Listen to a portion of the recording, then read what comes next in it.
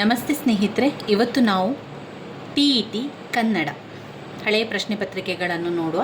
ನನ್ನ ಜೊತೆಯಲ್ಲಿ 2024ರ ಪ್ರಶ್ನೆ ಪತ್ರಿಕೆ, 2023, 2022 ಹಾಗೆ 2021ರ 4 ಹಳೆಯ ಪ್ರಶ್ನೆ ಪತ್ರಿಕೆ ಇದೆ. 4 ಹಳೆಯ ಪ್ರಶ್ನೆ ಪತ್ರಿಕೆಗಳಿಂದ ನಾವು ಮೊದಲಿಗೆ ಕನ್ನಡವನ್ನು ತಿಳಿತಾ ಹೋಗುವ, ಆರಾಮದಲ್ಲಿ ಕನ್ನಡವನ್ನು ಕಲಿತಾ ಹೋಗುವ. ನಾವು ಒಮ್ಮೆಲೆ ಅಂದರೆ ಎಲ್ಲವನ್ನು ಬೇರೆ ರೀತಿಯಲ್ಲಿ ಓದ್ಕೊಂಡ್ರೆ ನಮಗೆ ಕೆಲವೊಂದು ನೆನಪಿಗೆ ಬರೋದಿಲ್ಲ. ಪ್ರಶ್ನೆ ಪತ್ರಿಕೆಗಳನ್ನು ನೋಡ್ಕೊಳ್ಳಿ. ಪ್ರಶ್ನೆ ಪತ್ರಿಕೆಯಲ್ಲಿ ಬಂದಿರುವಂಥ ವಿಚಾರ ನಿಮಗೆ ಗೊತ್ತಿಲ್ಲ ಅಂತಾದರೆ ಅದನ್ನು ಪುಸ್ತಕದಲ್ಲಿ ಎಲ್ಲಿದೆ ಅಂತ ನೋಡಿ ಅದನ್ನು ತಿಳಿಯಿರಿ ಸ್ನೇಹಿತರೆ. ಇವಾಗ ನಾವು 2024ರಿಂದ ಕನ್ನಡ ಪ್ರಶ್ನೆ ಪತ್ರಿಕೆಯನ್ನು ನೋಡ್ತಾ ಹೋಗುವ. ಕನ್ನಡ ಪ್ರಶ್ನೆ ಪತ್ರಿಕೆಯಲ್ಲಿ ಮೊದಲಿಗೆ ಗದ್ಯ ಭಾಗವನ್ನು ಒಮ್ಮೆ ಓದ್ಕೊಳ್ಳುವ ಮುಂಚೆ ನಾವೇನು ಮಾಡಬೇಕು, ಒಮ್ಮೆ ಪ್ರಶ್ನೆಯನ್ನು ನೋಡ್ಕೊಳ್ಳಿ. ಅಮೇರಿಕಾದಲ್ಲಿ ಅಂತರ್ಯುದ್ಧ ಆರಂಭವಾಗಿ ಯಾವುದಕ್ಕೆ ಗಿರಾಕಿಗಳು ಕಡಿಮೆಯಾದವು? ಮೇದರ ಬುಟ್ಟಿಗಳಿಗೆ ಇಲ್ಲಿ ತುಂಬ ಬೇಡಿಕೆ ಇದೆ. ಅಮೇರಿಕಾದ ಸೂಪರ್ ಮಾರ್ಕೆಟ್ಗಳಿಂದಲೂ ಜನಪ್ರಿಯವಾಗಿದೆ. ಈ ರೀತಿ 1-2 ಪ್ರಶ್ನೆಯನ್ನು ನೋಡ್ಕೊಳ್ಳಿ. ಎಲ್ಲಿಂದ ಆರಂಭ ಆಗ್ತದೆ ಪ್ರಶ್ನೆ ಎನ್ನುವಂಥದ್ದು. ಇನ್ನೂ ಓದಲಿಕ್ಕೆ ಆರಂಭ ಮಾಡಿ. ಅಮೇರಿಕಾದ ದಕ್ಷಿಣ ಕೊರೋಲಿನಲ್ಲಿ ಮೇದರ ಬುಟ್ಟಿಗಳಿಗೆ ತುಂಬ ಬೇಡಿಕೆ ಇದೆ. ಆವಾಗ ಇಲ್ಲಿ ಒಂದು ಪ್ರಶ್ನೆ ಇದೆ, ಮೇದರ ಬುಟ್ಟಿಗಳಿಗೆ ಇಲ್ಲಿ ತುಂಬ ಬೇಡಿಕೆ ಇದೆ ಎನ್ನುವಂಥದ್ದು ಆರಂಭದಿಂದ ಪ್ರಶ್ನೆಯನ್ನು ಕೇಳಿದ್ದಾರೆ. ಆವಾಗ ನಮಗೆ ಗೊತ್ತಾಗ್ತದೆ, ಹಾಗಾದರೆ ದಕ್ಷಿಣ ಕೆರೋಲಿನಿ ಅಂತ ಅಲ್ಲಿ ಒಂದು ಸಣ್ಣಕ್ಕೆ ಗುರುತನ್ನು ಹಾಕ್ಕೊಳ್ಳಿ. ಅದಾದ ನಂತರ ಇಲ್ಲಿ ಅಮೇರಿಕ ಅಂತರ್ಯುದ್ಧ ಆರಂಭವಾಗಿ ಯಾವುದಕ್ಕೆ ಗಿರಾಕಿಗಳು ಕಡಿಮೆಯಾದರು ಎನ್ನುವಂಥದ್ದು. ಈ ರೀತಿ ಓದ್ತಾ ಹೋಗಬೇಕಾದ್ರೆ ಈ ಪ್ರಶ್ನೆಯನ್ನು ಒಮ್ಮೆ ಕಣ್ಣಾಡಿಸ್ಕೊಳ್ಳಿ, ಅಂದರೆ ಪ್ರಶ್ನೆಯನ್ನು ಒಮ್ಮೆ ನೋಡ್ಕೊಳ್ಳಿ. ಆ ಪ್ರಶ್ನೆಯನ್ನು ನೋಡಿಕೊಂಡ ತಕ್ಷಣ ನಿಮಗೆ ಏನು ಅನ್ನಿಸ್ತದೆ ಎನ್ನುವಂಥದ್ದನ್ನು ಇಲ್ಲಿ ನಿಮಗೆ ಎಲ್ಲಿ ಓದ್ತಾ ಹೋಗೋ ಸಿಗ್ತದೆ ಅಲ್ಲಿ ಒಮ್ಮೆ ಸಣ್ಣಕ್ಕೆ ಗುರುತನ್ನು ಕೂಡ ಹಾಕ್ಕೊಳ್ಳಿ. ಅದಾದ ನಂತರ ಬೇಗ ಗುರುತನ್ನು ಹಾಕ್ಕೊಳ್ಳಿ. ಇಲ್ಲಿ ಗದ್ಯ ಭಾಗ ಮತ್ತು ಪದ್ಯ ಭಾಗ ನಾವು ನೋಡಿಕೊಳ್ಳುವಂಥದ್ದು ಇಲ್ಲ, ಯಾಕಂದರೆ ಅವರು ಯಾವ ಗದ್ಯ ಕೊಡ್ತಾರೆ, ಯಾವ ಪದ್ಯ ಭಾಗ ಕೊಡ್ತಾರೆ ಅಂತ ನಮಗೆ ಗೊತ್ತಾಗೋದಿಲ್ಲ. ಹಾಗೆಯೇ ಪ್ರಶ್ನೆಗಳು ಕೂಡ ಹಾಗೆ ಯಾವ ರೀತಿ ಅಂದರೆ ಅಲ್ಲಿ ಅವರು ಒಂದು ಪ್ರಶ್ನೆಯ ಹತ್ತಿರವೇ ಜೊತೆಗೆ ಉತ್ತರಗಳಿರ್ತದೆ. ಈಗ ನೋಡಿ, ನಾವು, ನೀವು, ಅವರು, ಇವರು, ಒಂದೇ ತುಂಬ ಸಲ ಪದ್ಯವನ್ನು ಓದ್ಕೊಳ್ಳಿಕ್ಕೆ ಹೋಗಬೇಡಿ, ಯಾಕಂದರೆ ಸಮಯ ಇಲ್ಲ ನಮಗೆ.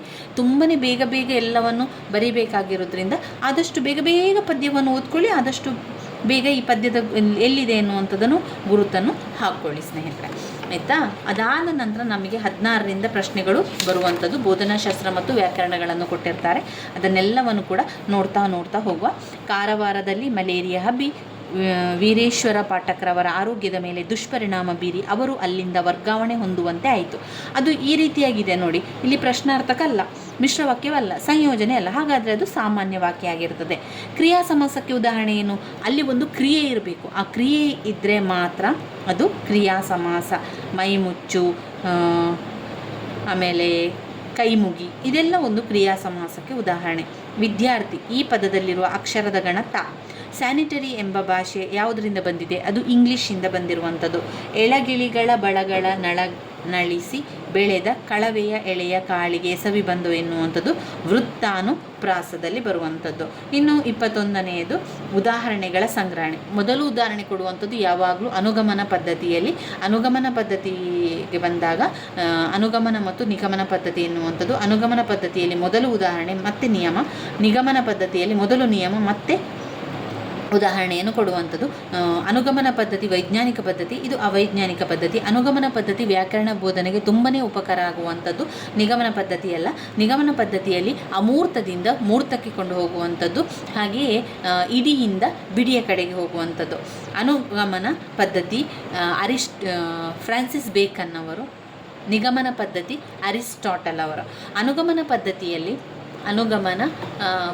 ಎನ್ನುವಂಥದ್ದು ಇದರಲ್ಲಿ ನಾವು ಓದ್ಕೊಂಡಿರುವಂತಹ ರೀತಿಯಲ್ಲಿ ಅನುಗಮನ ಪದ್ಧತಿ ಮತ್ತು ನಿಗಮನ ಪದ್ಧತಿಯನ್ನು ನಾವು ಬರ್ಕೊಂಡಿದ್ದೇವೆ. ಅನುಗಮನ ಪದ್ಧತಿ ನೋಡಿ, ಅನುಗಮನ ಪದ್ಧತಿ ಫ್ರಾನ್ಸಿಸ್ ಬೇಕನ್, ವ್ಯಾಕರಣ ಬೋಧನೆಗೆ ತುಂಬಾ ಸೂಕ್ತವಾಗಿರುವಂಥದ್ದು. ಇದು ನಿರ್ದಿಷ್ಟದಿಂದ ಸಾಮಾನ್ಯದೆಡೆಗೆ ಬರುವಂಥದ್ದು. ಇದು ಸೂತ್ರದಲ್ಲಿಯೇ ಅಂತ್ಯವಾಗುವಂಥದ್ದು. ಮೊದಲು ಉದಾಹರಣೆ, ನಂತರ ನಿಯಮ. ಮೂರ್ತದಿಂದ ಅಮೂರ್ತ, ನಿರ್ದಿಷ್ಟದಿಂದ ಸ್ಥೂಲದೆಡೆಗೆ, ನಿರ್ದಿಷ್ಟದಿಂದ ಸಾಮಾನ್ಯದೆಡೆಗೆ. ನಿಗಮನ ಪದ್ಧತಿ ಇಡಿಯಿಂದ ಬಿಡಿಗೆ, ಅಮೂರ್ತದಿಂದ ಮೂರ್ತ ರೂಪಕ್ಕೆ ಬರುವಂಥದ್ದು. ಬಾಮಿನಿ ಷಡ್ಬದಿಯಲ್ಲಿರುವ ಒಟ್ಟು ಮಾತ್ರೆಗಳ ಸಂಖ್ಯೆ ಎಷ್ಟು? 102. ಬಾಮಿನಿ ಷಡ್ಬದಿಯಲ್ಲಿ 102 ಮಾತ್ರೆಗಳನ್ನು ಹೊಂದಿರುವಂಥದ್ದು. ಇನ್ನು ಸ್ವಾತಂತ್ರ್ಯ, ಸಮಾನತೆ, ಭ್ರಾತೃತ್ವ, ಇದು ಪ್ರಜಾಪ್ರಭುತ್ವದ ಮೌಲ್ಯಗಳು. ಕನ್ನಡ ಭಾಷಾ ಶಿಕ್ಷಕರು 8ನೇ ತರಗತಿಯಲ್ಲಿ ತಲಕಾಡಿನ ವೈಭವ, 9ನೇ ತರಗತಿಯಲ್ಲಿ ಬಡಗಿನ ತಾಣ ಜಯಪುರ, 10ನೇ ತರಗತಿಯಲ್ಲಿ ಲಂಡನ್ ನಗರ ಎಂಬ ಪ್ರವಾಸ ಕಥನದ ಗದ್ಯ ಪಾಠಗಳನ್ನು ಬೋಧಿಸುತ್ತಾರೆ. ಇದು ಯಾವ ವಿಧಾನ? ಇದು ಸುರುಳಿ ಆಕಾರದ ವಿಧಾನ ಎನ್ನುವುದು ಗೊತ್ತಿರಬೇಕು. ಕಲಿಕೆಯನ್ನು ಜೀವನದ ಅವಶ್ಯಕತೆಗಳಿಗೆ ಹೊಂದಿಸುವುದು ಸರಿಯಾಗಿದೆ. ಶಾಲೆಯ ಹೊರಗಿನ ಬದುಕಿಗೆ ಜ್ಞಾನವನ್ನು ಸರಿಯಾಗಿದೆ. 1 ಮತ್ತು 2 ಸರಿಯಾಗಿರುವಂಥದ್ದು. ಈ ರೀತಿಯಾಗಿ ಕೊಟ್ಟ ಪ್ರಶ್ನೆಯಲ್ಲಿ ಸಾಧಾರಣವಾಗಿ ಮುಕ್ಕಾಲು ಪ್ರಶ್ನೆಗಳು 2 ಸರಿಯಾಗಿರುವಂಥದ್ದನ್ನೇ ಕೊಡುವಂಥದ್ದು ಅವರು. ಎಲ್ಲ ಸಮಯದಲ್ಲೆಲ್ಲ, ಆದರೆ 100ಕ್ಕೆ 90% ಅಂತ ಹೇಳಿದರೆ 2 ಕೂಡ ಸರಿಯಾಗಿರ್ತದೆ. ರಾಷ್ಟ್ರಕವಿ ಎಂ ಗೋವಿಂದ ಪೈ ಅವರ ತಾಯೆ ಬಾರ ಮೊಗವ ತೋರ ಪದ್ಯದ ಜೊತೆಗೆ ರಾಷ್ಟ್ರಕವಿ ಕುವೆಂಪು ಅವರ ಭಾರತ ಜನನಿಯ ತನುಜಾತೆ ಪದ್ಯವನ್ನು ಪೂರಕವಾಗಿ ಶಿಕ್ಷಕರು ಬೋಧಿಸಿದರೆ ಅದು ಸಮ್ಮಿಳಿತ ವಿಧಾನ ಆಗಿರ್ತದೆ. ಭಾಷೆ ಎಂದರೆ ಧ್ವನಿ ಸಂಕೇತಗಳಿಂದ ಮನುಷ್ಯನ ವಿಚಾರಗಳನ್ನು ಅಭಿವ್ಯಕ್ತಿಗೊಳಿಸುವ ಸಾಧನ ಅಂತ ಹೇಳಿದವರು ಯಾರು? ಪ್ಲೇಟೋ ಅವರು. ಭಾಷಾ ಕೌಶಲ್ಯಗಳನ್ನು ಬೆಳೆಸುವಂಥದ್ದು ಭಾಷಿಕ ಉದ್ದೇಶಕ್ಕೆ. ಸಾಮಾನ್ಯ ಅರ್ಥದಲ್ಲಿ ಆಲಿಸುವಿಕೆ ಅಂದರೆ ಕೇಳುವಿಕೆ. ನಾಡು ನುಡಿಯ ಪರಂಪರೆ, ಸಾಹಿತ್ಯ ಸಂಸ್ಕೃತಿ ಅರಿವನ್ನು ಮೂಡಿಸುವಂಥದ್ದು ಸಾಹಿತ್ಯದ ಉದ್ದೇಶ.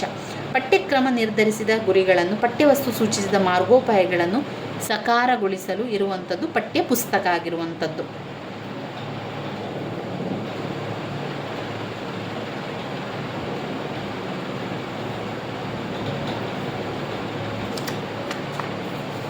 ಇನ್ನು 2023ರ ಪ್ರಶ್ನೆ ಪತ್ರಿಕೆಗೆ ಬರುವ 2023ರಲ್ಲೂ ಕೂಡ ಗದ್ಯ ಭಾಗವನ್ನು ಮತ್ತು ಪದ್ಯ ಭಾಗವನ್ನು ನೀವು ನೋಡ್ಕೊಳ್ತೀರಿ ಅಂತಂದರೆ ನಾನು ನಿಮಗೆ ಈ ರೀತಿಯಾಗಿ ತೋರಿಸ್ತೇನೆ ನೋಡಿ.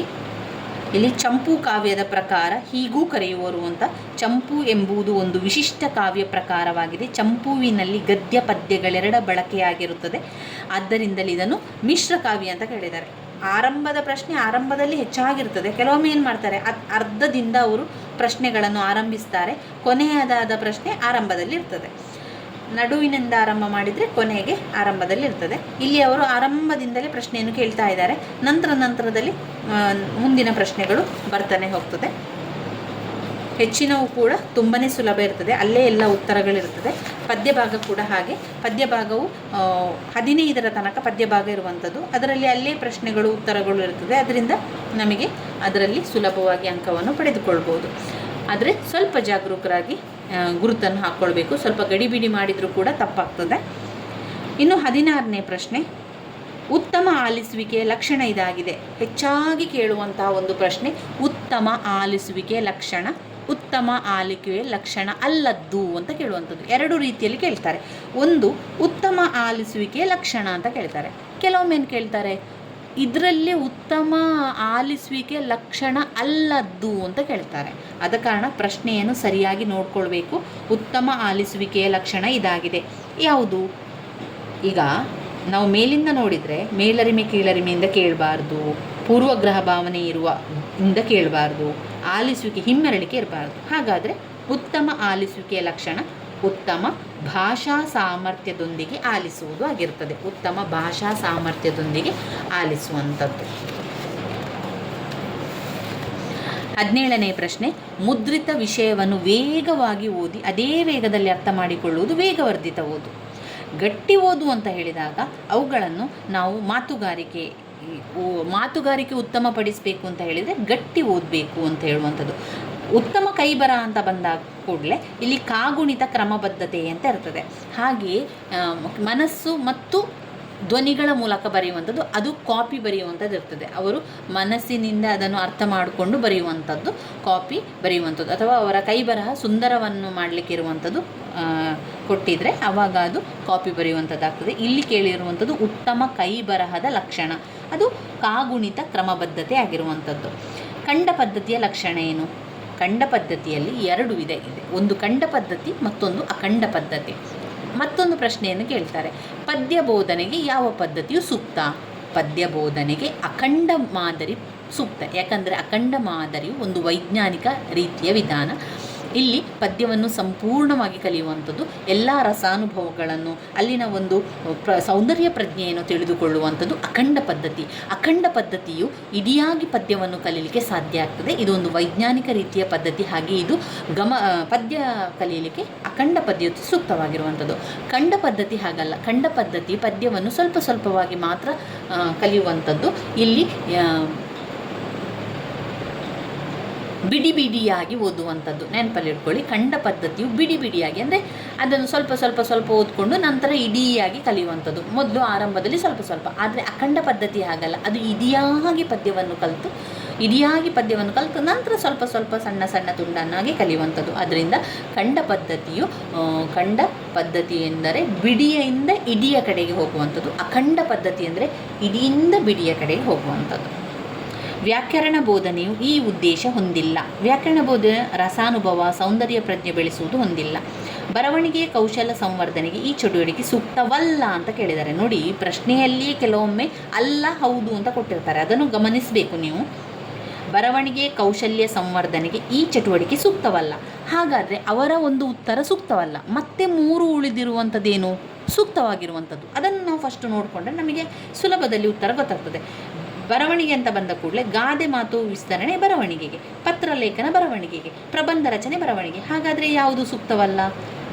ಸಂಭಾಷಣೆ ಸೂಕ್ತವಲ್ಲ. ನಾಟಕ ಸಾಹಿತ್ಯ ಬೋಧಿಸುವಾಗ ಈ ಅಂಶದ ಕಡೆಗೆ ಹೆಚ್ಚು ಗಮನ ಕೊಡಬೇಕು. ಯಾವುದರ ಬಗ್ಗೆ? ಸಂಭಾಷಣೆ ಮತ್ತು ಅಲ್ಲಿ ಬರುವಂತಹ ಸನ್ನಿವೇಶದ ಚಿತ್ರಣವನ್ನು ಕೂಡ. ಉಪನ್ಯಾಸ ವಿಧಾನದ ಬೋಧನೆಯ ಅನುಕೂಲ ಏನು? ಈಗ ನಾವು ಒಂದು ಉಪನ್ಯಾಸ ಅಥವಾ ಒಂದು ಭಾಷಣವನ್ನು ಕಲಿತೇವೆ. ಈಗ 10 ಜನ ಇದ್ದರೂ ಕೂಡ ನಾವು ಅದೇ ಭಾಷಣವನ್ನು ಕಲಿತೇವೆ, 100 ಜನ ಇದ್ದರೂ ಕೂಡ ಅದೇ ಭಾಷಣವನ್ನು ಕಲಿತೇವೆ, 1000 ಜನ ಇದ್ದರೂ ಕೂಡ ಅದೇ ಭಾಷಣವನ್ನು ಕಲಿತೇವೆ ಅಂತ ಹೇಳ್ಕೊಳ್ಳುವ. ನಾವು ಜನಗಳು ವ್ಯತ್ಯಾಸ ಇದೆ, ಜನಗಳ ಸಂಖ್ಯೆಯಲ್ಲಿ ವ್ಯತ್ಯಾಸ ಇದೆ ಅಂತ ಹೇಳಿ ನಾವು ಉಪನ್ಯಾಸವನ್ನು ಬದಲಾವಣೆ ಮಾಡ್ತೇವೆ? ಇಲ್ಲ, ಅದೇ ಭಾಷಣವನ್ನು ಹೇಳಿ ಬರ್ತೇವೆ. ಆದ್ದರಿಂದ ಉಪನ್ಯಾಸ ವಿಧಾನ ಬೋಧನೆ ಅನುಕೂಲ ಅಂತ ಹೇಳಿದರೆ ಎಷ್ಟೇ ದೊಡ್ಡ ಗುಂಪು ಇರ್ಬೋದು, ಸಭೆ ಇರ್ಬೋದು, ಅದಕ್ಕೆ ಹೊಂದಿಸಿಕೊಳ್ಬೋದು ನಾವು. ಹೌದು, ಚೆನ್ನಾಗಿದೆ, ಸರಿಯಾಗಿದೆ ಎನ್ನುವಂಥದ್ದು ಒಳ್ಳೆಯ ಒಂದು ಪಾಸಿಟಿವ್ ಥಿಂಕಿಂಗ್ ಅಥವಾ ಧನಾತ್ಮಕ ವಿಚಾರ. ಇಲ್ಲಿ ಸ್ವರ ಬಂದರೆ ಅದು ಶಾಬ್ದಿಕ, ಸ್ವರ ಬಾರದಿದ್ದರೆ ಅಶಾಬ್ದಿಕ. ಅಂದರೆ ಶಬ್ದ ಬರುವಂಥದ್ದು ಶಾಬ್ದಿಕ, ಶಬ್ದ ಬಾರದೇ ಇರುವಂಥದ್ದು ಅಶಾಬ್ದಿಕ. ಚಪ್ಪಾಳೆ ತಟ್ಟುವಂಥದ್ದು ಅದು ಸ್ವರ ಬರುವುದಿಲ್ಲ, ಅಲ್ಲಿ ಚಪ್ಪಾಳೆ ಹೊಡುವಂಥದ್ದು ಮಾತನಾಡಲಿಕ್ಕಿಲ್ಲ ಅಲ್ವಾ, ಅದು ಧನಾತ್ಮಕ ಅಶಾಬ್ದಿಕ, ಇದು ಧನಾತ್ಮಕ ಶಾಬ್ದಿಕ ಆಗಿರ್ತದೆ. ಘಟಕ ಯೋಜನೆಯ ಆಧಾರದಲ್ಲಿ ಅಧ್ಯಾಪಕರು ಉಪಘಟಕಗಳನ್ನು ವಿಶ್ಲೇಷಿಸಿ ಬೋಧಿಸಿದ ನಂತರ ವಿದ್ಯಾರ್ಥಿಗಳ ಕಲಿಕೆಯ ಸಾಮರ್ಥ್ಯವನ್ನು ಬೆಲೆ ಕಟ್ಟಲು ಕೈಗೊಳ್ಳುವಂತಹ ಪರೀಕ್ಷೆ ಯಾವುದು? ನಾವು ಪ್ರಶ್ನೆಯಲ್ಲಿ ಉತ್ತರ ಇದೆ ಸ್ನೇಹಿತರೆ. ಘಟಕ ಯೋಜನೆಯ ಆಧಾರದಲ್ಲಿ. ಯಾವ ಯೋಜನೆಯ ಆಧಾರದಲ್ಲಿ? ಘಟಕ ಯೋಜನೆಯ ಆಧಾರದಲ್ಲಿ ಘಟಕ ಪರೀಕ್ಷೆಯನ್ನು ಮಾಡುವಂಥದ್ದು. ಏಕೆಂದರೆ ಇದು ಥ್ರೂಔಟ್ ದ ಇಯರ್ ಮಾಡ್ತಾ ಇರುವಂಥದ್ದು ಘಟಕ ಪರೀಕ್ಷೆ. ಅಂದರೆ ಫಾರ್ಮೇಟಿವ್ ಅಸೆಸ್ಮೆಂಟ್ ಮಾಡೋದು ಮಕ್ಕಳಿಗೆ 6 ತಿಂಗಳಿಗೊಮ್ಮೆ. ಈಗ ನಾವು SA1 SA2 ಅಂತ ಹೇಳ್ತೇವೆ, 6 ತಿಂಗಳಿಗೊಮ್ಮೆ ಪರೀಕ್ಷೆಯನ್ನು ಮಾಡ್ತೇವೆ. ಆವಾಗ 2 ಬಾರಿ ಮಾಡುವಂಥದ್ದು. ಇದು ಘಟಕ ಪರೀಕ್ಷೆ ಮಾಡುವಂಥದ್ದು 2 ತಿಂಗಳಿಗೊಮ್ಮೆ ಪರೀಕ್ಷೆಯನ್ನು ಮಾಡ್ತಾ ಇರುವಂಥದ್ದು. ಕಡುವೆಳ್ಪು ಎನ್ನುವಂತಹ ಪದವ ಆದೇಶ ಸಂಧಿ, ಆಗಮನ ಅಲ್ಲ, ಇದು ಆದೇಶ ಸಂಧಿ. ಕಡುಬೆಳ್ಪು.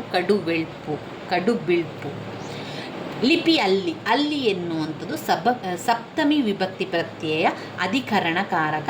ನಿಮಗೆ ಈಗಾಗಲೇ ನಾನು ತಿಳಿಸ್ಕೊಟ್ಟೇನೆ. ವಿಭಕ್ತಿ ಪ್ರತ್ಯಯವನ್ನು ನಾನು ನಿಮಗೆ ಈಗಾಗಲೇ ತಿಳಿಸಿದ್ದೇನೆ. ನೋಡಿ, ವಿಭಕ್ತಿ ಪ್ರತ್ಯಯ ಅಂತವೇ ಇದೆ ಅದರಲ್ಲಿ.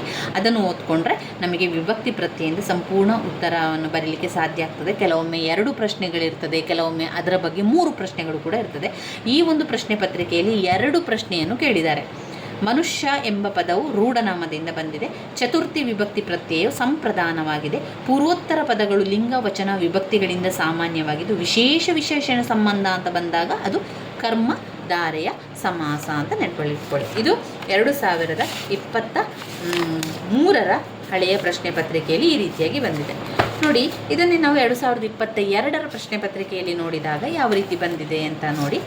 ಮೊದಲಿಗೆ ಗದ್ಯದಲ್ಲಿ ಮರಳು ದಿಬ್ಬಗಳ ಮೇಲೆ ಬೆಳೆಯುವ ಸಸ್ಯಗಳು ತಮ್ಮ ಅನನ್ಯ ಬೇರು ಕೊಂಬೆಗಳಿಂದ ಇದನ್ನು ತಬ್ಬಿ ಹಿಡಿದಿರುತ್ತದೆ ಅಂತ ಕೊಟ್ಟಿದ್ದಾರೆ. ಇಲ್ಲಿ ಅವರೇನು ಮಾಡಿದ್ದಾರೆ ಅಂತ ಹೇಳಿದರೆ, ಆ ಪ್ರಶ್ನೆ ಮರಳು ದಿಬ್ಬಗಳ ಮೇಲೆ ಬೆಳೆಯುವ ಸಸ್ಯಗಳು ತಮ್ಮ ಅನನ್ಯ ಬೇರು ಕೊಂಬೆಗಳಿಂದ ಅದನ್ನು ತಬ್ಬಿ ಹಿಡಿದಿರುತ್ತದೆ ಎನ್ನುವಂಥದ್ದಿದೆಯಲ್ಲ, ಅವರು ಅದನ್ನು ಆರಂಭದಿಂದ ಕೊಡಲಿಲ್ಲ. ಆರಂಭದಲ್ಲಿ ಏನಿದೆ ನೋಡಿ, ಕರಾವಳಿಯ ಮರಳು ದಿಬ್ಬಗಳು ತುಂಬ ಚಂಚಲವಾಗಿರುತ್ತದೆ, ಸದಾ ಸಮುದ್ರದಿಂದ ದೂರ ಓಡಲು ಯತ್ನಿಸುತ್ತದೆ. ಈ ದಿಬ್ಬಗಳು ಋತುಮಾನಕ್ಕೆ ತಕ್ಕಂತೆ ನಿರಂತರ ರೂಪಾಂತರವಾಗುತ್ತದೆ. ಅಡೆತಡೆ ಇಲ್ಲದೆ ಕ್ರಮೇಣ ಒಳನಾಡಿನ ಕಡೆ ನುಸುಳಿ ಬರಲು ಯತ್ನಿಸುತ್ತದೆ ಎನ್ನುವಂಥದ್ದು. ಇಲ್ಲಿ ಆರಂಭದಿಂದ ಪ್ರಶ್ನೆಯನ್ನು ಕೊಡಲಿಲ್ಲ, ಒಂದು 3 ಸಾಲುಗಳಾದ ನಂತರ ಕೊಟ್ಟಿದ್ದಾರೆ. ದಿಬ್ಬವನ್ನು ತಬ್ಬಿ ಹಿಡಿದಿರುತ್ತದೆ. ಮರಳು ದಿಬ್ಬಗಳ ಸಂಪೂರ್ಣ ನಮಗೆ ಅಲ್ಲಿ ಪ್ರಶ್ನೆ ಇರಬೇಕು. ಹಾಗಾಗದಂತೆ ಈ ದಿಬ್ಬಗಳು ಹೆಚ್ಚಾಗಿ ಸಮುದ್ರದಂಚಿನ ದಿಬ್ಬಗಳ ಮೇಲೆ ಹಾಗಾದರೆ ಈ ದಿಬ್ಬಗಳ ಮೇಲೆ ಬೆಳೆಯುವ ಸಸ್ಯಗಳು ತಮ್ಮ ಅನನ್ಯ ಬೇರು ಕೊಂಬೆಗಳಿಂದ ದಿಬ್ಬವನ್ನು ತಬ್ಬಿ ಹಿಡಿದಿರುವಂಥದ್ದು. ಈ ರೀತಿಯಾಗಿ ಉತ್ತರಗಳನ್ನು ಇರುವುದು ನೋಡ್ಬೋದು. 1ರಿಂದ 8ರವರೆಗೆ ಗದ್ಯ ಭಾಗ ಆಯಿತು. ಅದಾದ ನಂತರ ಇಲ್ಲಿ ಪ್ರಶ್ನೆಗಳು ಯಾವ ರೀತಿ ಬಂದಿದೆ ಅಂತ ನೋಡಿ. ತುಂಬಾ ಸುಲಭ ಇರ್ತದೆ ಅದು.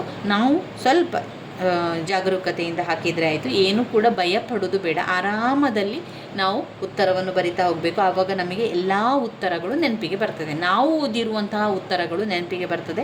ಯಾವಾಗ ನೀವು ಗಡಿಬಿಡಿ ಮಾಡಿಕೊಳ್ಳುವಂಥದ್ದು ಅಥವಾ ಚಿಂತೆ ಮಾಡಿಕೊಳ್ಳುವಂಥದ್ದು, ಟೆನ್ಷನ್ ಮಾಡಿಕೊಂಡ್ರೆ ಆ ಗೊತ್ತಿರೋ ಉತ್ತರ ಕೂಡ ಬರೀಲಿಕ್ಕಾಗೋದಿಲ್ಲ. ಆದ್ದರಿಂದ ಆರಾಮದಲ್ಲಿ ಬರೀರಿ, ಏನೂ ತೊಂದರೆ ಇಲ್ಲ. ಅಥವಾ ನಾವು ಪ್ರಯತ್ನ ಪಟ್ಟಿದ್ದೇವೆ ಅಥವಾ ಪ್ರಯತ್ನ ಮಾಡ್ತಾ ಇದ್ದೇವೆ, ಇಂದಲ್ಲ ನಾಳೆ ಎಲ್ಲವೂ ಕೂಡ ಸಾಧ್ಯ ಆಗ್ತದೆ ಎನ್ನುವಂತಹ ಪಾಸಿಟಿವ್ ಥಿಂಕಿಂಗೊಂದಿಗೆ ನಾವು ಪರೀಕ್ಷೆಗಳನ್ನು ಬರೀಬೇಕು ಸ್ನೇಹಿತರೆ. ಅದರಿಂದ ನೀವು ಯಾವ ರೀತಿ ನಿಮಗೆ ಪ್ರಶ್ನೆ ಪತ್ರಿಕೆಗಳಿರ್ತದೆ ಅಂತ ನೋಡಿಕೊಂಡು ಎಲ್ಲದಕ್ಕೂ ಕೂಡ ಉತ್ತರವನ್ನು ಬರೀರಿ. 9ರಿಂದ 15ರ ತನಕ ಪದ್ಯಭಾಗ ಇರ್ತದೆ. ಪದ್ಯಭಾಗವನ್ನು ಕೂಡ ಒಮ್ಮೆ ನೋಡಿಕೊಂಡು ಬರಿತಾ ಹೋಗ್ಬೋದು. ನೋಡು ಇದು ಇಲ್ಲರಳಿ ನಗುತ್ತಿದೆ 7 ಸುತ್ತಿನ ಮಲ್ಲಿಗೆ. ನೋಡು ಇದು ಇಲ್ಲರಳಿ ನಗುತ್ತಿದೆ ಏನು 7 ಸುತ್ತಿನ ಮಲ್ಲಿಗೆ. ಅದೇ ಸಾಲುಗಳ ರೀತಿಯಲ್ಲಿ ಇರ್ತದೆ. ಅದರಿಂದ ನಾವು ಅದನ್ನು ಗುರುತು ಹಾಕ್ಕೊಳ್ಬೋದು. ಇನ್ನು ಬಂದಿದೆ ನೋಡಿ, ಆಲಿಸುವ ಪ್ರಶ್ನೆ ಬಂದಿದೆ. ಆಲಿಸುವ ಕೌಶಲದಲ್ಲಿ ಬರಬಹುದಾದಂಥ ವ್ಯಕ್ತಿನಿಷ್ಠ ಲಕ್ಷಣ ಕೇಳಲಿಲ್ಲ. ಇಲ್ಲಿ ಅವರು ದೋಷ ಕೇಳಿದ್ದಾರೆ. ಏನು ದೋಷ? ಒಂದನ್ನು ಬಿಟ್ಟು ಉಳಿದದ್ದು ಒಂದು ಮಾತ್ರ ದೋಷ, ಉಳಿದದ್ದು ದೋಷ ಅಲ್ಲ, ಅದು ಒಳ್ಳೆಯದು ಅಥವಾ ಅದರ ಒಂದು ಲಕ್ಷಣ ಅಂತ ಹೇಳ್ಬೋದು. ಯಾವುದದು? ಆಲಿಸುವಿಕೆ ಅಂತ ಹೇಳಿದರೆ ಕೇಳುವಂಥದ್ದು. ಅತಿ ವೇಗದ ಮಾತುಗಾರಿಕೆ, ಇದು ಒಳ್ಳೆಯದಾ? ಇಲ್ಲ, ಇದು ಅತೀ ವೇಗದ ಮಾತುಗಾರಿಕೆಯನ್ನು ಮಾಡಬಾರ್ದು. ಇದು ಆಲಿಸುವಿಕೆಗೆ ಬರುವುದೇ ಇಲ್ಲ. ಯಾಕಂದರೆ ಇದು ಮಾತುಗಾರಿಕೆಗೆ ಹುಟ್ಟಿದ್ದಾರೆ ನೋಡಿ. ಅದನ್ನು ಕೂಡ ನೀವು ಗಮನದಲ್ಲಿ ಇಡಬೇಕು. ಮಾತುಗಾರಿಕೆ ಅಂತ ಬಂದಿದೆ, ಇಲ್ಲಿಗೆ ಅವರು ಕೇಳಿದ್ದು ಆಲಿಸುವಂಥದ್ದು. ಆದ್ದರಿಂದ ಈ ಪ್ರಶ್ನೆ ಈ ಉತ್ತರ ಅಲ್ಲ. ಹಿಂಜರಿಕೆ ತೋರುತ್ತಾ ಮಾತನಾಡುವುದು, ಹಿಂಜರಿಕೆ ತೋರುತ್ತಾ ಮಾತನಾಡುವಂಥದ್ದು, ಇದು ಕೂಡ ಮಾತುಗಾರಿಕೆಗೆ ಬಂದಿದೆ. ಆಲಿಸುವಿಕೆ ಅಂತ ಕೇಳಲಿಲ್ಲ ಅವರು. ಹಿಂಜರಿಕೆ ತೋರುತ್ತಾ ಆಲಿಸುವಂಥದ್ದು, ಮಾತನಾಡುವುದನ್ನೇ ಕೊಟ್ಟಿದ್ದಾರೆ. ಬಿಟ್ಟು ಬಿಟ್ಟು ವಿಷಯವನ್ನು ಆಲಿಸುವಂಥದ್ದು, ಬಿಟ್ಟು ಬಿಟ್ಟು ವಿಷಯವನ್ನು ಆಲಿಸುವಂಥದ್ದು, ಇದು ಕೂಡ ಅಲ್ಲ. ಹಾಗಾದರೆ ವ್ಯಕ್ತಿನಿಷ್ಠ ದೋಷ ಏನು? ವ್ಯಕ್ತಿಗೆ ಸಂಬಂಧಿಸಿರಬೇಕದು. ವಿಷಯ ಅಥವಾ ವ್ಯಕ್ತಿಯ ಬಗ್ಗೆ ಪೂರ್ವಗ್ರಹ ಹೊಂದಿ ಕೇಳುವಂಥದ್ದು ಇದೆಯಲ್ಲ, ಅದು ದೋಷ. ವ್ಯಕ್ತಿಗತ ಇದು ಬಿಟ್ಟು ಬಿಟ್ಟು ವಿಷಯವನ್ನು ಆಲಿಸುವಂಥದ್ದು, ಅದು ಪೂರ್ವತ ಕೇಳಬಾರ್ದು, ಆ ರೀತಿ ಕೂಡ ಕೇಳಬಾರ್ದು. ಆದರೆ ಅದಕ್ಕಿಂತ ಸೂಕ್ತವಾಗಿರುವಂತಹ ಉತ್ತರ ಅಂತ ಹೇಳಿದರೆ ವಿಷಯ ಅಥವಾ ವ್ಯಕ್ತಿ. ಅವರೇನು ಕೇಳಿದ್ದಾರೆ? ವ್ಯಕ್ತಿನಿಷ್ಠ ದೋಷ ಅಂತ ಕೇಳಿದ್ದಾರೆ. ಆದ್ದರಿಂದ ವ್ಯಕ್ತಿಯ ಬಗ್ಗೆ ಪೂರ್ವಗ್ರಹ ಹೊಂದಿ ಕೇಳುವುದು, ವ್ಯಕ್ತಿಯ ಬಗ್ಗೆ ಪೂರ್ವಗ್ರಹ ಹೊಂದಿ ಕೇಳುವುದಾಗಿರ್ತದೆ.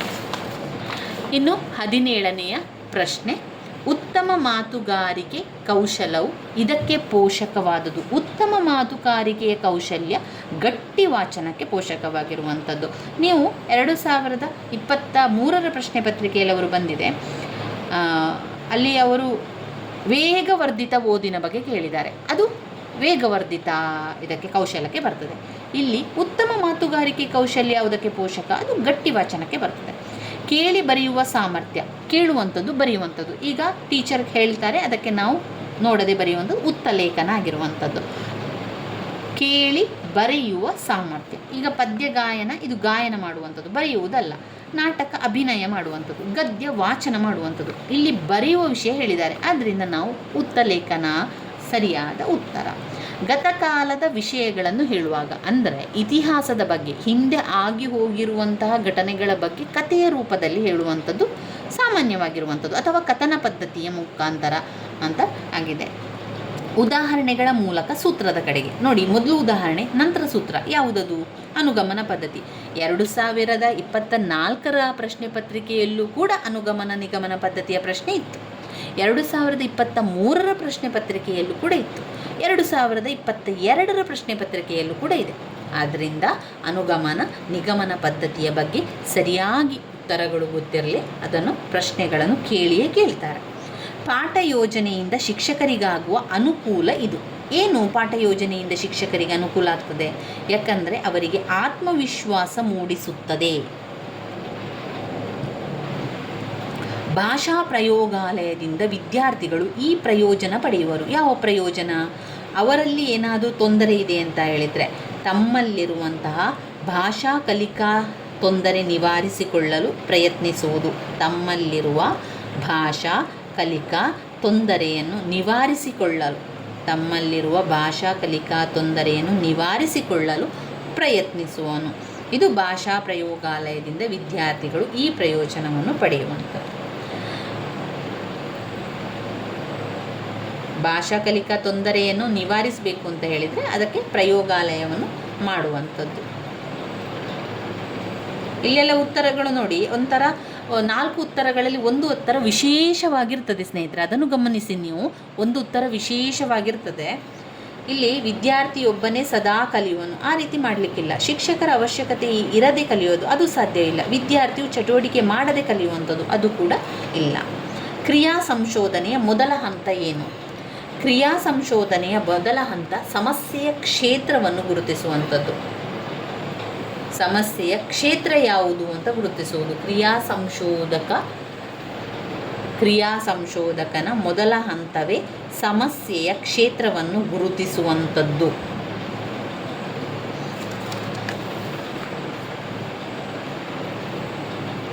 ಕೈ ಬರಹದಲ್ಲಿ ಕಂಡುಬರುವಂತಹ ದೋಷ. ಸಂಭಾಷಣೆಯ ದೋಷ ಅದು ಸಂಭಾಷಣೆಗೆ, ಉಚ್ಚಾರಣೆ ದೋಷ ಮಾತುಗಾರಿಕೆಗೆ, ಉಗ್ಗುವಿಕೆ ಮಾತುಗಾರಿಕೆಗೆ. ಹಾಗಾದರೆ ಕಾಗುಣಿತದ ದೋಷವೇ ಕೈ ಬರಹದಲ್ಲಿ ಕಂಡುಬರುವಂಥದ್ದು. ಕಾಗುಣಿತ ಅಕ್ಷರವನ್ನು ಹಾಕದಿರುವಂಥದ್ದು ಅದು. ಪಠ್ಯಪುಸ್ತಕದ ರಚನಾ ತತ್ವ ಇದು. ಪಠ್ಯಪುಸ್ತಕದ ರಚನೆ ಮಾಡುವಾಗ ಯಾವುದನ್ನು ಯೋಚನೆ ಮಾಡಿಕೊಂಡು ಪಠ್ಯಪುಸ್ತಕವನ್ನು ತಯಾರಿ ಮಾಡ್ತಾರೆ? ಅದನ್ನು ಮಕ್ಕಳ ಒಂದು ಕೇಂದ್ರ ಅಥವಾ ಒಂದು ಶಿಶು ಕೇಂದ್ರಿತ ಅಂತ ಹೇಳುವಂಥದ್ದು. ಅದಕ್ಕೆ ಪಠ್ಯಪುಸ್ತಕ ರಚನಾ ತತ್ವ ಎನ್ನುವಂಥದ್ದು ಯಾರನ್ನು ಇಟ್ಕೊಂಡು ಆ ಪಠ್ಯಪುಸ್ತಕವನ್ನು ಮಾಡ್ತಾರೆ? ಮಕ್ಕಳನ್ನು. ಶಿಶು ಕೇಂದ್ರಿತ. ನಿತ್ಯ ನಪುಂಸಕಲಿಂಗಕ್ಕೆ ಉದಾಹರಣೆ ಏನು? ಕಲ್ಲು, ಮಣ್ಣು, ಝರಿ, ನೀರು ಅದೆಲ್ಲ ನಪುಂಸಕಲಿಂಗ. ರಾಮ, ಭೀಮ ಅದು ಪುಲ್ಲಿಂಗ. ನದಿ, ಸೀತೆ ಸ್ತ್ರೀಲಿಂಗ. ಇನ್ನು ಮಗು, ಶಿಶು, ಕೂಸು, ದಂಡು, ಜನ ನಿತ್ಯ ನಪುಂಸಕಲಿಂಗಕ್ಕೆ ಉದಾಹರಣೆ. ವಿಶೇಷ ಸಂಬಂಧ ನೋಡಿ. ಹಳೆಯ ಪ್ರಶ್ನೆ ಪತ್ರಿಕೆಯಲ್ಲಿ ನೀವು 2024ರಲ್ಲಿ ಕೇಳಿದ ನಂತರ 2022ರಲ್ಲಿ ಬಂದ ನಂತರ 1 ವರ್ಷ ಬಿಟ್ಟು ನಂತರದ ವರ್ಷಕ್ಕೆ ಇದೇ ಪ್ರಶ್ನೆಯನ್ನು ಕೇಳಿದ್ದಾರೆ. ವಿಶೇಷ ಸಂಬಂಧದಿಂದ ಕೂಡಿದ ಸಮಾಸ ಕರ್ಮಧಾರೆಯ ಸಮಾಸ. ಕ್ರಿಯೆ ಸಮಾಸದಲ್ಲಿ ಕ್ರಿಯೆ ಇರ್ತದೆ. ದ್ವಂದ್ವ ಸಮಾಸದಲ್ಲಿ 2-2ಕ್ಕಿಂತ ಹೆಚ್ಚಿನ ವಾಕ್ಯ ಬರ್ತದೆ. ತತ್ಪುರುಷ ಸಮಾಸದಲ್ಲಿ ಅದು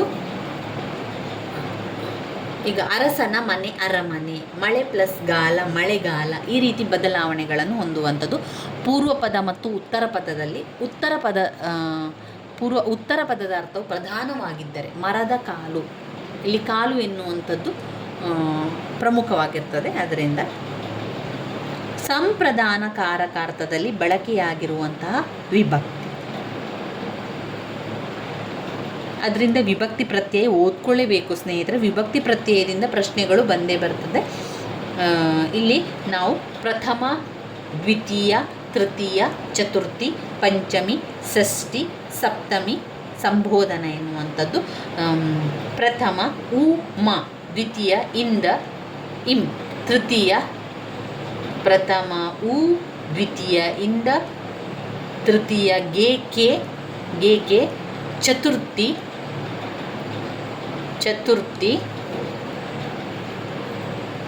ಚತುರ್ಥಿಗೆ ಯಾವ್ದು ಬರ್ತದೆ? ಪ್ರಥಮ, ದ್ವಿತೀಯ, ತೃತೀಯ, ಚತುರ್ಥಿ, ಪಂಚಮಿ, ಷಷ್ಠಿ, ಸಂಬೋಧನೆ. ಪ್ರಥಮ ಉ, ದ್ವಿತೀಯ ಅನ್ನು, ದ್ವಿತೀಯಕ್ಕೆ ಅನ್ನು ಬರ್ತದೆ ಸ್ನೇಹಿತರೆ, ತಪ್ಪಾಯಿತು, ಕೆಲವೊಮ್ಮೆ ಕನ್ಫ್ಯೂಸ್. ಪ್ರಥಮ ನಾವು ಅದನ್ನು ಸರಿಯಾಗಿ ನೋಡಿಕೊಂಡೇ ನಾನು ನಿಮಗೆ ತಿಳಿಸ್ತಾ ಹೋಗ್ತೇನೆ.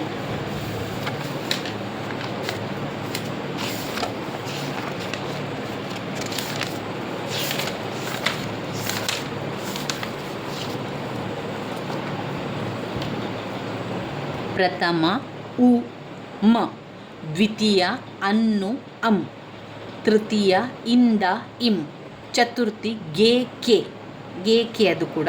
ಪಂಚಮಿ ದೆಸೆಯಿಂದ ಅತ್ತಣಿಂ, ಷಷ್ಠಿ ಆ, ಸಪ್ತಮಿ ಅಲ್ಲಿ ಆ ಮತ್ತು ಸಪ್ತಮಿ ಅಲ್ಲಿ ಓಳ್, ಎ ಆರ್ ಬರೋದು. ಕರ್ತೃಕಾರಕ ಕರ್ಮಕಾರಕ, ಕರ್ತೃಕಾರಕ ಕರ್ಮಕಾರಕ ಕರ್ಣ, ಸಂಪ್ರದಾನ, ಆಪಾದನ,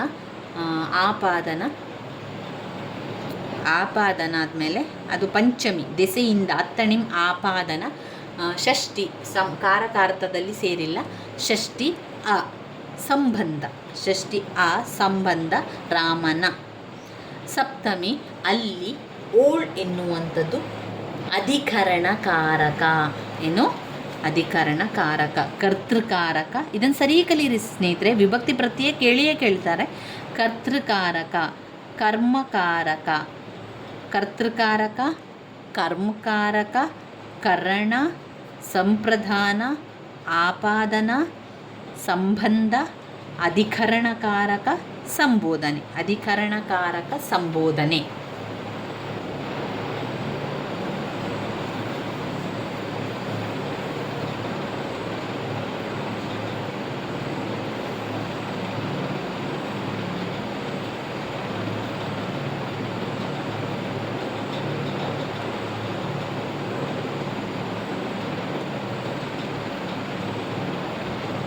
ಕರ್ತೃಕಾರಕ ಕರ್ಮಕಾರಕ ಕರಣ, ಸಂಪ್ರದಾನ, ಆಪಾದನ, ಸಂಬಂಧ, ಅಧಿಕರಣಕಾರಕ ಸಂಬೋಧನ ಎನ್ನುವಂಥದ್ದು ನೆನಪಲ್ಲಿ ಇಟ್ಕೊಳ್ಳಿ. ಕೃದಂತನಾಮ ಮಾಡಿದ ಮಾಟ ಮಾಟ.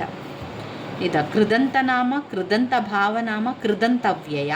ಕೃದಂತನಾಮ ಮಾಡಿದ, ಕೃದಂತ ಭಾವನಾಮ ಮಾಟ, ಅದು ಭಾವನೆ ಮಾಟ ಎನ್ನುವಂಥದ್ದು. ಕೃದಂತ ಅವ್ಯಯ ಮಾಡಿ, ಮಾಡಿದ ಮಾಟ ಮಾಡಿ, ಮಾಡಿದ ಮಾಟ ಮಾಡಿ. ಕೃದಂತನಾಮ ಕೃದಂತ ಭಾವನಾಮ ಕೃದಂತ ಅವ್ಯಯ. ತಿನ್ನುವ ತಿನ್ನುವಿಕೆ ತಿಂದ, ತಿನ್ನುವ ತಿನ್ನುವಿಕೆ ತಿಂದ. ತದ್ದಿತಾಂತಗಳು ಅಂತ ಬಂದಾಗ ಗಾರ ಈಗ ಅಡಿಗ ಒಳ, ಗಾರ ಕೊಲೆಗಾರ. ಈಗ ಗಾರ ಈಗ ಅಡಿಗ ಒಳ.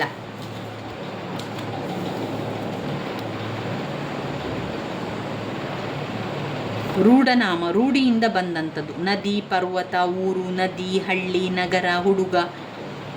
ನದಿ ಪರ್ವತ ಊರು, ನದಿ ಹಳ್ಳಿ ನಗರ ಹುಡುಗ ರೂಢನಾಮ.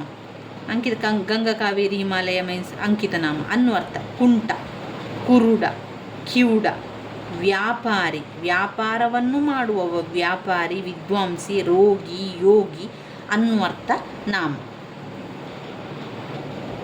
ಮನುಷ್ಯ ಎನ್ನುವಂಥದ್ದು ರೂಢನಾಮ. ಗುಣವಾಚಕಗಳು ಕೆಂಪು ಗೋಡೆ, ಕೆಂಪು ಬಟ್ಟೆ, ಬಿಳ್ಗೊಡೆ, ಕಾರ್ಮೋಡ ಗುಣವಾಚಕಗಳು. ಸಂಖ್ಯಾವಾಚಕಗಳು 2-3 ಪದಗಳು ಬರ್ತದೆ. ಭಾವನಾಮಗಳು ಬಿಳುಪು, ಕಪ್ಪು, ಭಾವನೆ, ಅಲ್ಲಿ ಭಾವನೆ ಇರ್ತದೆ.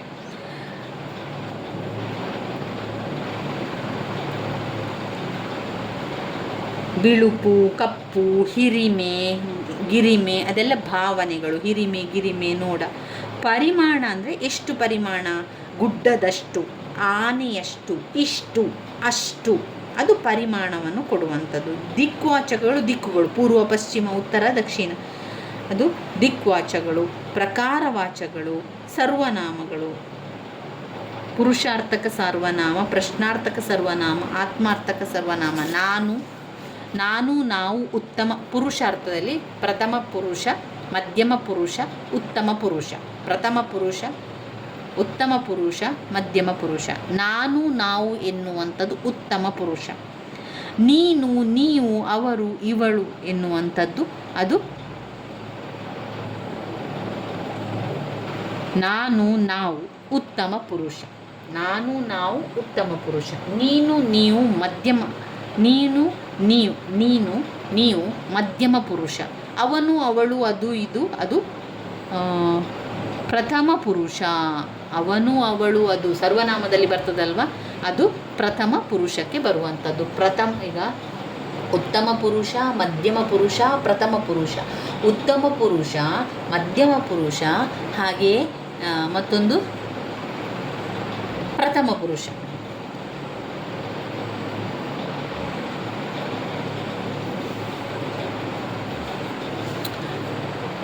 ನಾನು ನಾವು ಉತ್ತಮ ಪುರುಷ, ನೀನು ನೀವು ಮಧ್ಯಮ ಪುರುಷ. ಇನ್ನು ಪ್ರಥಮ ಪುರುಷ ಯಾರು? ಪ್ರಥಮ ಪುರುಷ ಅವನು, ಅವಳು, ಅವರು. ಅದು ಸರ್ವನಾಮದ ರೀತಿಯಲ್ಲಿ ಬರುವಂಥದ್ದು ಪ್ರಥಮ ಪುರುಷ, ಮಧ್ಯಮ ಪುರುಷ, ಉತ್ತಮ ಪುರುಷ. ಪ್ರಥಮ ಪುರುಷ ಅವನು, ಅವಳು, ಅವರು, ಅವಳು. ಅದು ಪ್ರಥಮ ಪುರುಷಕ್ಕೆ ಬರ್ತದೆ. ಉತ್ತಮ ಪುರುಷ ಯಾರು? ನಾನು ನಾವು ಉತ್ತಮ ಪುರುಷ, ನೀವು ಮಧ್ಯಮ ಪುರುಷ. ಸಕರ್ಮಕ ಧಾತು ಮತ್ತು ಅಕರ್ಮಕ ಧಾತು. ಸಕರ್ಮಕ ಧಾತುವಿನಲ್ಲಿ ಕರ್ಮ ಪದವನ್ನು ಅಪೇಕ್ಷಿಸುವ ಧಾತುಗಳೆಲ್ಲ ಸಕರ್ಮಕ ಧಾತುಗಳು. ಅಕರ್ಮಕ ಧಾತುಗಳು ಮಲಗು, ಇಲ್ಲಿ ಓಡು, ಇರು, ಬದುಕು. ಏನನ್ನು ಮಲಗುವುದು ಅಂತ ಪ್ರಶ್ನೆ ಕೇಳಲಿಕ್ಕೆ ಆಗ್ತದ? ಇಲ್ಲ. ಅದಕ್ಕೋಸ್ಕರ ಮಗು ಅಳುತ್ತಿದೆ, ಅಕ್ಕ ಬಂದಳು, ಅದು ಅಕರ್ಮಕ ಧಾತು. ಸಕರ್ಮಕ ಆಗ್ತದೆ, ಸಕರ್ಮಕವಾಗಿ ಪ್ರಶ್ನೆಗಳನ್ನು ಕೇಳ್ಬೋದು. ಇಲ್ಲಿ ಅಕರ್ಮಕ ಧಾತುಗಳು ಮಗು, ಮಲಗು, ಓಡು, ಇರು, ಬದುಕು, ಬಾಳು, ಹೋಗು, ಬರು, ನಾಚು, ಹೆದರು, ಬೇಕು. ಇದು ಅಕರ್ಮಕ ಧಾತುಗೆ ಉದಾಹರಣೆಯಾಗಿರುವಂಥದ್ದು. ತದ್ದಿತ ಹಂತಗಳಲ್ಲಿ ಯಾವುದು ಹಾಕ್ತೇವೆ? ಗಾರ, ಕೊಲೆಗಾರ, ಇದು ಗಾರ, ಈಗ, ಅಡಿಗ.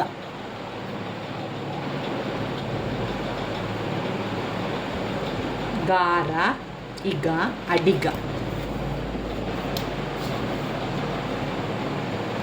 ಸಂಪ್ರದಾನಕಾರಕದಲ್ಲಿ ಬಳಕೆಯಾಗುವ ವಿಭಕ್ತಿ ಚತುರ್ಥಿ. ಒಂದು ಕರ್ತೃಕಾರಕ, ಕರ್ತೃಕಾರಕ, ಕರ್ಮಕಾರಕ, ಕರಣ. ಸಂಪ್ರದಾನ, ಆಪಾದನ, ಸಂಬಂಧ, ಅಧಿಕರಣ ಕಾರಕ. ಹಾಗಾದರೆ ಚತುರ್ಥಿ ಪ್ರಥಮ, ದ್ವಿತೀಯ, ತೃತೀಯ, ಚತುರ್ಥಿ. ಚತುರ್ಥಿ ಅಂದರೆ ನಾಲ್ಕನೆಯದು ಬರ್ತದೆ. ಅಂದರೆ ಇಲ್ಲಿ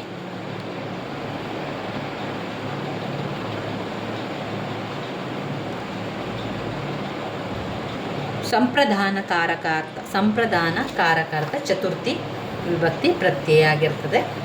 ಚತುರ್ಥಿ ಗೇಕೆ ಪಂಚಮಿ ದೆಸೆಯಿಂದ ಅತ್ತಣಿಂ ಆಗಿರ್ತದೆ.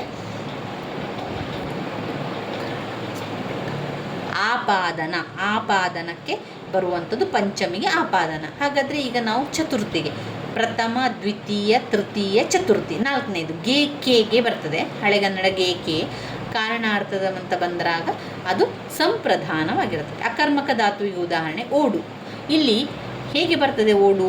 ನೀವು ಹೇಗೆ ಗುರುತು ಹಾಕಿರ್ಬೋದು ಓಡು ಅಂತ ಕೆಲವರಿಗೆ ಪ್ರಶ್ನೆ ಇರ್ಬೋದು. ಅಂದರೆ ಇಲ್ಲಿ ತಿನ್ನು, ಓದು, ಬರೆ ಎನ್ನುವಂಥದ್ದು ಸಕರ್ಮಕ ಧಾತು ಆಗಿರ್ತದೆ. ಏನನ್ನು ತಿಂತಾ ಇದೆಯಾ, ಯಾವ ಪುಸ್ತಕ ಓದ್ತಾ ಇದೆಯಾ, ಏನು ಬರಿತಾ ಇದ್ದು ಎನ್ನುವಂಥದ್ದಕ್ಕೆ ಪ್ರಶ್ನೆಯನ್ನು ಕೇಳಲಿಕ್ಕೆ ಆಗ್ತದೆ. ಆದರೆ ಸಕರ್ಮಕ ಧಾತುಗಳ ಉದಾಹರಣೆ, ಸಕರ್ಮಕ ಧಾತು ಅಂತ ಬಂದಾಗ ಓಡು,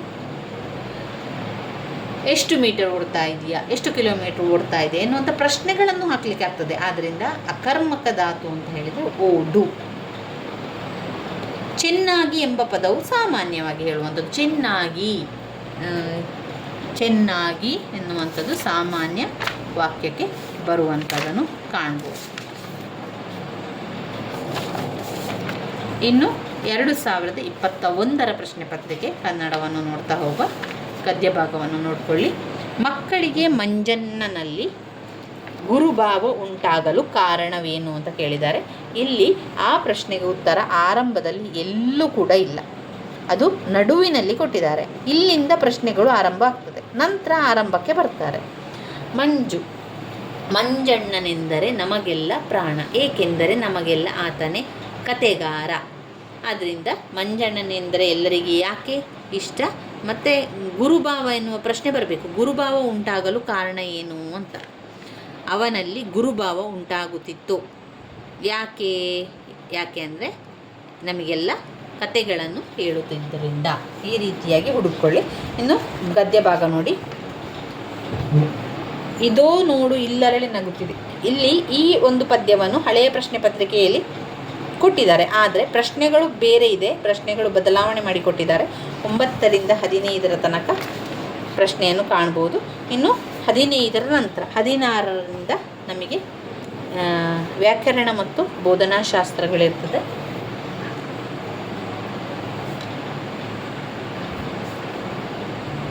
ನೋಡಿ, ಷಷ್ಠಿ ಕವಿ ಆ ಎನ್ನುವಂಥ ಷಷ್ಠಿ ವಿಭಕ್ತಿಗೆ ಬರ್ತದೆ.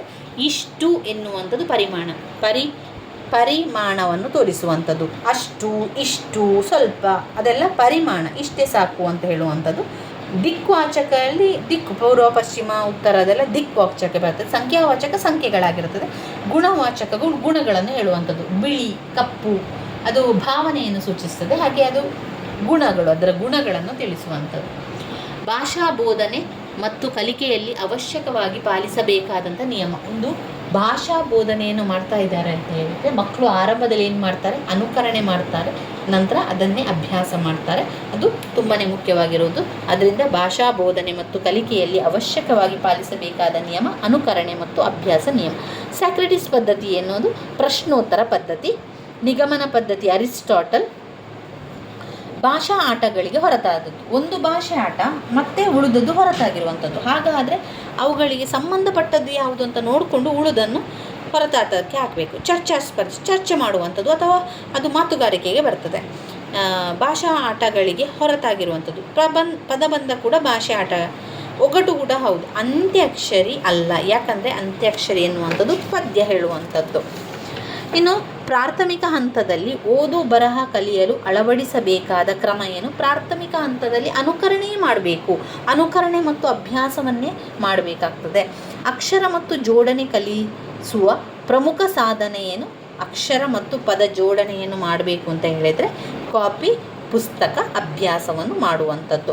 ಸೂಕ್ಷ್ಮ ವಾಚನ ಅಂದರೆ ಏನು? ಸ್ಕ್ಯಾನರ್ ಅಂತ ಹೇಳ್ತೇವೆ ನೋಡಿ. ಅದೊಂದು ನಿರ್ದಿಷ್ಟ ಮಾಹಿತಿಗಾಗಿ ಮಾತ್ರ ಓದುವಂಥದ್ದು. ನಾವು ಒಂದು ವಾಹನದಲ್ಲಿ ಹೋಗ್ತಾವಿದೆ, ಒಂದು ದೊಡ್ಡ ಬ್ಯಾನರ್ ಇದೆ. ಆ ಬ್ಯಾನರಲ್ಲಿ ಏನೋ ಒಂದು ಕೊಟ್ಟಿದ್ದಾರೆ, ನಾವು ಆ ಒಂದು ವಿಷಯ ಏನು ಅಂತ ನೋಡ್ತೇವೆ. ಅದು ತಕ್ಷಣ ಯಾವ ಒಂದು ದಿನ ಅಂತ ಡೇಟನ್ನು ಕೂಡ ನೋಡ್ತೇವೆ. ಎಷ್ಟನೇ ತಾರೀಕಿನ ದಿವಸ ಅಂತೆಲ್ಲ ಇರ್ತದಲ್ಲ, ಅದನ್ನು ಒಂದು ನಿರ್ದಿಷ್ಟ ವಿಷಯ ನಮಗೆ ಬೇಕು, ಅದಕ್ಕಾಗಿ ಓದುವಂಥದ್ದು. ನಿರ್ದಿಷ್ಟ ಮಾಹಿತಿ ಅಥವಾ ಅಂಶವನ್ನು ಅನ್ವೇಷಿಸಲು ಓದುವಂಥದ್ದಾಗಿರ್ತದೆ. 22ನೇ ಪ್ರಶ್ನೆ, ಉತ್ತಮ ಮಾತುಗಾರಿಕೆ ಕೌಶಲ್ಯ ಬೆಳೆಸುವ ಚಟುವಟಿಕೆ ಏನು? ಉತ್ತಮ ಮಾತುಗಾರಿಕೆ ಕೌಶಲ್ಯ ಆಗಬೇಕು ಅಂತ ಹೇಳಿದರೆ ಒಂದು ಅಭಿನಯವನ್ನು ಮಾಡಬೇಕು. ಪಾತ್ರ ಅಭಿನಯ ಚಟುವಟಿಕೆ ಆಗಿದೆ. ಇದು ಗದ್ಯ ಬೋಧನೆಯ ಪ್ರಮುಖ ಉದ್ದೇಶ. ಒಂದು ಗದ್ಯ ಬೋಧನೆಯನ್ನು ಮಾಡಬೇಕಾದ್ರೆ ಪ್ರಮುಖ ಉದ್ದೇಶ ಅಲ್ಲಿ ಸೌಂದರ್ಯ ಪ್ರಜ್ಞೆ ಇರಬಾರ್ದು, ರಸಸ್ವಾದನೆ ಇರಬಾರ್ದು, ಗಾಯನ ಇಲ್ಲ. ಇದೆಲ್ಲ ಕೂಡ ಓದು ಬರಹ ಗ್ರಹಿಕೆ ಅಭಿವ್ಯಕ್ತಿ ಸಾಮರ್ಥ್ಯ ಬೆಳೆಸುವಂಥದ್ದು. ಗಮಕ ಕಲೆ ಅಂದರೆ ಏನು?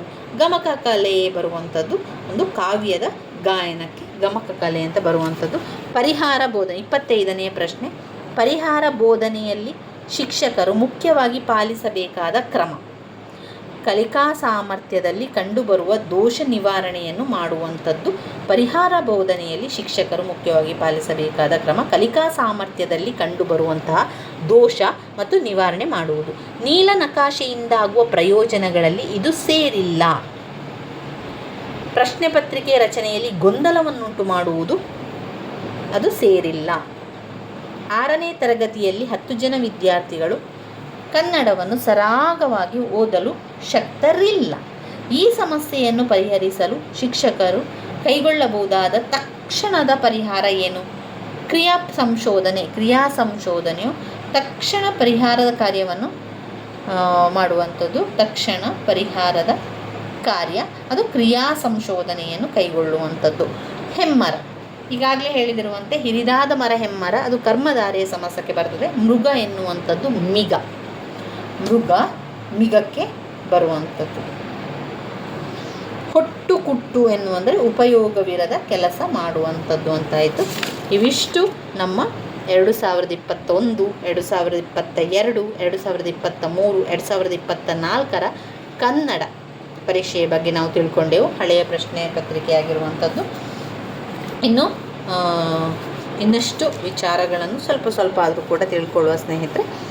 ಇದರಲ್ಲಿ ನಾವು ಇನ್ನು ನೋಡುವಂಥದ್ದು ಸಮಾಜ ವಿಜ್ಞಾನವನ್ನು ನೋಡುವ. ಎಲ್ಲ ಒಂದು ಪ್ರಶ್ನೆ ಪತ್ರಿಕೆಯಲ್ಲಿ 2024ರಿಂದ 2021 ಪ್ರಶ್ನೆ ಪತ್ರಿಕೆಯಲ್ಲಿ ಸಮಾಜ ವಿಜ್ಞಾನ ಯಾವ ರೀತಿ ಬರ್ತದೆ, ಸಮಾಜ ವಿಜ್ಞಾನ ಯಾವ ರೀತಿ ಬಂದಿದೆ ಎನ್ನುವಂಥದ್ದನ್ನು ನಾನು ನಿಮಗೆ ಸಂಪೂರ್ಣವಾಗಿ ತಿಳಿಸ್ಕೊಡ್ತೇನೆ. ಅದಾದ ನಂತರ ಶಿಶು ವಿಕಾಸವನ್ನು ನೋಡುವ.